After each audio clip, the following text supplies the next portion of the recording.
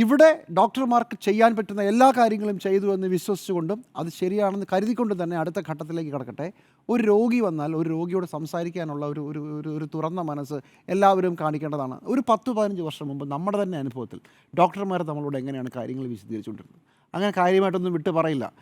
അതിങ്ങനെ വളരെ ഗൗരവത്തിൽ നിന്ന് മരുന്നൊക്കെ എഴുതി കൊടുത്തിട്ട് അങ്ങ് പറഞ്ഞു വിടുകയാണ് സാധാരണ ചെയ്യുക. അവിടുന്ന് സംവിധാനം മാറുന്നു. ഇപ്പോൾ ഡോക്ടർമാർക്ക് നമ്മുടെ മുമ്പിലിരുന്ന് നമുക്ക് പോലും വേണ്ടാത്ത വിശദാംശങ്ങൾ, ഇപ്പോൾ എൻ്റെ വീട്ടിലൊക്കെ രോഗികളുമായി കൂടെ പോകുമ്പോൾ ഡോക്ടർ പടം വരച്ച് കാണിക്കും. അത് പ്രൈവറ്റ് മെഡിക്കൽ കോളേജായാലും സർക്കാർ മെഡിക്കൽ കോളേജായാലും ഇതിങ്ങനെയാണ് എൻ്റെ സംഭവം. കാലം മാറി.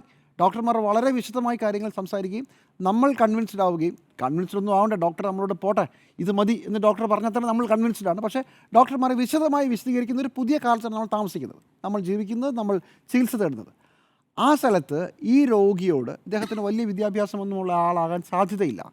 ഒരു ഡോക്ടർ വന്ന് ഇതാണ് കാര്യമെന്ന് പറഞ്ഞാൽ ആ രോഗി വിശ്വസിക്കുമെന്നാണ് ഞാൻ ആത്മാർത്ഥമായി കരുതുന്നത്. എല്ലാവരും അങ്ങനെയാണ്. ആ കാര്യം ഈ രോഗിയോട് പറഞ്ഞില്ലേ എന്നൊരു സംശയമുണ്ട്. അതാണ് സിസ്റ്റത്തിൻ്റെ രണ്ടാം ഘട്ടം.